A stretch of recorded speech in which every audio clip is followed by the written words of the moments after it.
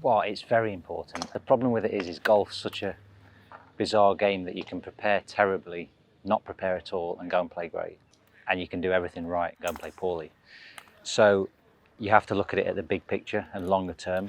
So preparation is huge. And if you can create a lot of consistencies and know what your game is all about and how to prepare for yourself and get things matched up, and then over the long course, hopefully it pays dividends and you start to learn and dial it in, get it done quicker, be able to prepare better, know what you need to do to get ready each day so you can get tournament ready in the shortest amount of time, so you can manage energy levels and fatigue. So it's huge, and there's a lot of areas in golf to cover.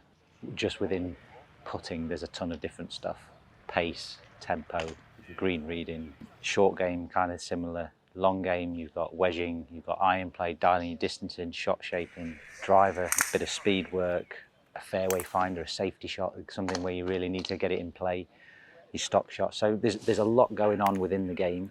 You've got your training as well, your psychological stuff, energy levels. So preparation's huge, to have a bit of a plan, understand what you need to do and kind of put that all together, like I said, as quick as possible, as streamlined as possible, so you can really be energized come Sunday afternoon when you really need it.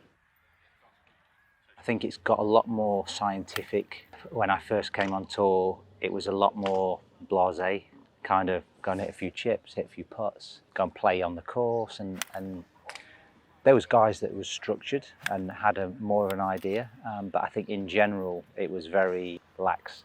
And I think over the years it's become so much more dialed in every area. We've got data to back everything up, how to perform the best. We know how to practice, how to work on skill, what is critical, looking at your stats. The stats are more accurate than they've ever been.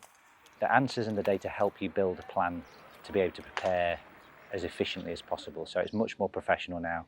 And you can see that what's happened with the young guys coming out from college, and they come out on tour and they're already got things kind of to a large degree figured out, swing-wise, training, and they've been doing these plans and learning to prepare in college, and they come and they turn pro, and it's just an extension of that. Whereas I think back to when I was in college 20 years ago, and there was a lot to learn. I had a lot to learn whilst I was out here. So I think it's much more dialed in, much more professional now.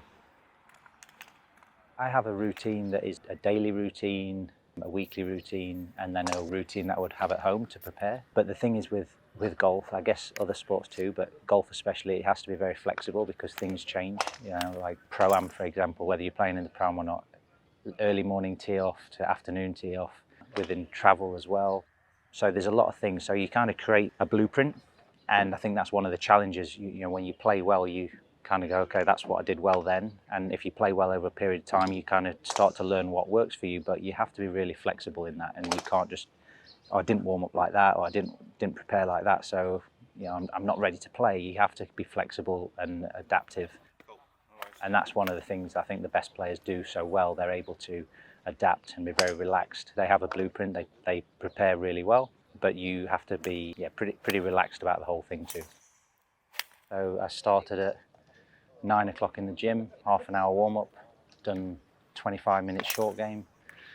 Just warming up now, so my practice now is going to be broken up into some swing warm up, a little technical space of 20 minutes, some shot shaping, skill work, bit of speed with my driver, and then go and putt for half an hour, do some tempo work and some calibration more than anything on the mirror and short line, get a quick lunch, and then go and play 9 and try and put it all together. Switch things up a little bit this year to try and become more efficient and divide my time up better between technical work and performance and skill-based stuff. And I feel like that's been pretty positive the first 2 weeks. So I like what it's doing at the moment. It's given me a little bit more gains in the performance area and skill out on the course. So there's so many areas to cover and tick that you really need to try and get a plan where you're not that every single shot is covered, but there's some things that that are going to be some questions that are going to be asked out on different courses. You need to make sure you're prepared for those.